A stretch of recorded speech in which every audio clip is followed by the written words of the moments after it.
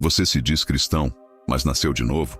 Não estou perguntando se você vai à igreja, nem se você foi batizado, se canta no louvor ou conhece versículos decorados. Eu estou perguntando o que Jesus perguntou. Você nasceu de novo? Porque há muitos que andam com uma Bíblia debaixo do braço, mas vivem como se Deus não existisse. Gente que aprendeu a linguagem da fé, mas nunca foi transformada por ela. E eu sei, esse assunto incomoda, mas é justamente por isso que ele precisa ser falado. Porque tem muita gente se enganando, achando que andar com Deus é ter religião, quando na verdade é ter um novo coração. E a verdade é dura. Sem novo nascimento, não há salvação. Jesus não veio apenas para mudar seu comportamento. Ele veio para te dar vida, uma que você nunca teve antes. E se essa vida ainda não começou em você, então talvez o que você tem vivido até hoje não é fé verdadeira. E é disso que vamos falar agora. Há uma mentira silenciosa que tem enganado muita gente. É a ideia de que só porque alguém frequenta uma igreja, conhece doutrinas ou foi batizado na infância, isso automaticamente significa que está certo com Deus. Mas Jesus foi claro: nem todo o que diz Senhor, Senhor, herdará o reino dos céus. Ele não estava falando com ateus. Ele não se dirigia a gente que rejeita a fé abertamente. Ele falava com pessoas religiosas. Gente que conhecia as promessas, fazia orações, falava o nome de Deus com os lábios, mas que nunca se rendeu de verdade com o coração. Sabe qual é o problema? É que a religião pode maquiar a alma. Você aprende a linguagem, os costumes, os gestos, mas por dentro continua vivendo na mesma sujeira, com os mesmos pecados de estimação, com o mesmo ego ferido, com os mesmos desejos escondidos. É possível estar perto das coisas de Deus e ainda assim estar longe do próprio Deus. A Bíblia diz, em 2 Timóteo 3,5, que nos últimos dias haveria pessoas com aparência de piedade, mas que negam o poder dela. Ou seja, pessoas que parecem espirituais, que dizem ter fé, mas não têm vida transformada. E isso é assustador, porque o engano mais perigoso não é aquele que te afasta de Deus de uma vez. É o que te faz acreditar que está tudo bem, enquanto o coração está morrendo por dentro, aos poucos. Quantos hoje estão com a alma seca, fria, endurecida, mas continuam firmes nas atividades da igreja, como se nada estivesse acontecendo? Quantos vivem uma fé sem fruto, sem intimidade, sem vida no espírito? O problema não é falta de religião. O problema é a falta de arrependimento. E sem arrependimento, não há novo nascimento. E sem novo nascimento, não há salvação. Arrependimento não é simplesmente sentir culpa. Não é ficar triste por ter sido pego. E também não é fazer promessas vazias do tipo: dessa vez vai ser diferente. O arrependimento verdadeiro é profundo, transformador, radical. Ele começa no coração, mas não termina lá. Ele muda pensamentos, muda desejos, muda atitudes. A palavra arrepender-se no original bíblico, metanoia, significa mudança de mente. É quando você enxerga o pecado como Deus enxerga.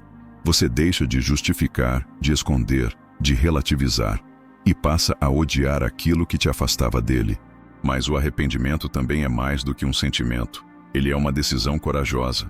É quando você está diante de uma escolha, como Moisés esteve no Egito, e decide dizer não para os prazeres passageiros do pecado, para escolher o caminho que parece mais difícil, mas é o único que leva à vida. Moisés recusou ser chamado filho da filha de Faraó. Ele preferiu ser humilhado com o povo de Deus do que desfrutar por um momento das riquezas e prazeres de um trono.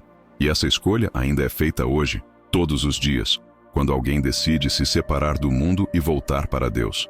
Arrependimento não é religiosidade.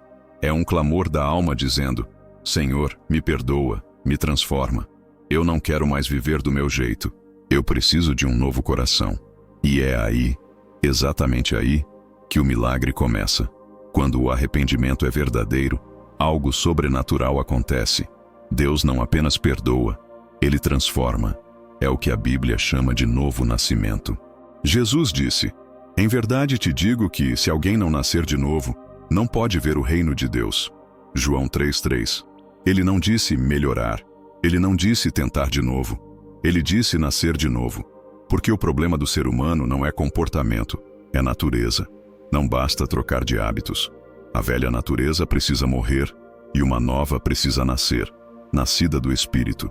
O novo nascimento não é algo que você produz com esforço próprio, é uma obra divina. É Deus te dando um novo coração, com novos desejos, nova direção, nova vida. E a evidência dessa transformação é visível. Você começa a odiar o que antes amava e passa a amar aquilo que antes ignorava. O pecado já não é mais confortável. O Espírito Santo começa a te confrontar. E mesmo quando você cai, algo mudou dentro de você. Você não consegue mais viver em paz longe de Deus. Esse é o sinal mais claro de que o novo nascimento aconteceu. Você pode até tropeçar, mas agora há uma nova vida dentro de você que te empurra para a cruz. E isso muda tudo, porque o Evangelho não é sobre comportamento externo, é sobre transformação interna. E só quem nasceu de novo pode resistir às tentações deste mundo, não por força própria, mas porque agora vive com Cristo dentro de si. O novo nascimento não te torna imune à tentação. Na verdade, ele te coloca em guerra. Antes, o pecado reinava, e você obedecia sem questionar. Mas agora há uma nova vida dentro de você, e o inimigo vai tentar de todas as formas apagar essa chama. A tentação não bate na porta anunciando seus planos. Ela vem sutil, disfarçada, em pensamentos, em olhares, em oportunidades que parecem inofensivas, mas que carregam armadilhas preparadas pelo diabo. E é aqui que muitos tropeçam. Acham que agora que aceitaram a Cristo, tudo será fácil. Mas o próprio Jesus foi tentado, e não foi pouco. Depois de jejuar 40 dias no deserto, com fome, sede e fraqueza, o diabo se aproximou e sussurrou: "Se és filho de Deus." Ele tentou colocar dúvida na identidade, tentou oferecer atalhos, prometeu poder e glória, mas Jesus respondeu com a palavra. Está escrito, 3 vezes, firmemente, sem negociar. Esse é o segredo. Cristo venceu a tentação como homem, para mostrar que nós também podemos resistir, não por nossa força, mas pelo Espírito e pela palavra. Você tem lutado sozinho? Tem tentado vencer com força de vontade? Tem caído sempre no mesmo pecado e já pensa que não tem mais jeito? Deus conhece as suas batalhas. Ele vê as suas fraquezas. E mesmo quando ninguém mais entende, Ele sabe onde a guerra está sendo travada. A boa notícia é, você não precisa lutar sozinho. A Bíblia diz, não vos sobreveio tentação que não fosse humana, mas Deus é fiel e não permitirá que sejais tentados além do que podem suportar. Antes, com a tentação, proverá livramento. 1 Coríntios 10:13. Sempre que a tentação vier, há uma saída. E é isso que vamos ver na próxima parte. Como viver uma vida de resistência real e contínua, fortalecida por Deus. Viver como um verdadeiro discípulo de Cristo não é sobreviver ao pecado. É andar com Deus em vitória diária, mesmo em um mundo que empurra você para longe dele todos os dias. Mas como permanecer firme quando tudo ao redor te enfraquece? A resposta não está em uma rotina religiosa, está em um relacionamento vivo com o Pai. A força espiritual não vem do costume, vem da intimidade. É por isso que Jesus, mesmo sendo o Filho de Deus, buscava o Pai em oração. Ele se retirava, jejuava, orava, mesmo sem precisar, porque entendia. A força para resistir não vem da carne, mas da comunhão com o Pai. Você quer vencer o pecado, mas não ora? Quer ter fé firme, mas não se alimenta da palavra? Quer ter paz, mas vive cercado de ruídos, distrações, vícios? Isso não é vida com Deus. É apenas sobrevivência espiritual. A Bíblia diz, como purificará o jovem o seu caminho, observando-o conforme a tua palavra. Salmos 119:9. A palavra de Deus não é só um manual. Ela é alimento, escudo, espada. Ela renova a mente, acende a fé e enfraquece o poder da tentação. A oração não é só pedir, é conversar, é abrir o coração, rasgar a alma e permitir que Deus transforme áreas que você nem sabia que estavam mortas. É nesses momentos de silêncio com Deus que Ele fala, que Ele cura, que Ele fortalece. O Espírito Santo não nos foi dado só para nos consolar. Ele é o nosso ajudador na batalha, aquele que sussurra o escape quando a tentação vem, que acende o alerta quando o engano se aproxima. Uma vida de comunhão com Deus não nos isenta da luta, mas nos dá poder para vencê-la. Talvez até aqui você tenha se identificado com tudo. Você sabe que precisa mudar. Você sente que Deus está falando, mas dentro de você ainda existe uma voz dizendo: não agora, deixa para depois, você ainda não está pronto. Essa é a voz que prende milhares de pessoas à velha vida. É a voz da procrastinação espiritual. É a mesma voz que diz: você é jovem demais, aproveita um pouco mais.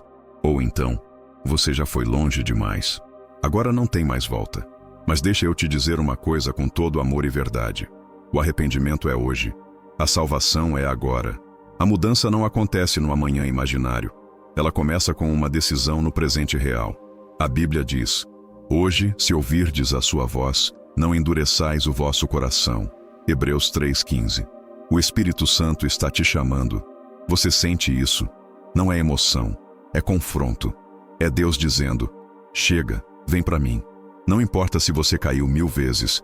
Não importa se você foi criado na igreja ou nunca pisou em uma. A cruz é suficiente para você. O sangue de Cristo é suficiente para te limpar.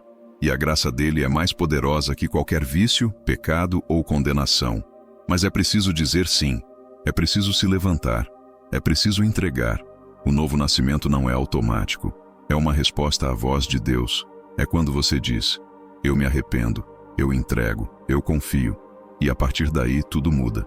Você pode sair desse vídeo com a mesma vida de antes, ou pode sair com a certeza de que nasceu de novo. A escolha é sua. Cristo já fez tudo. Agora é com você.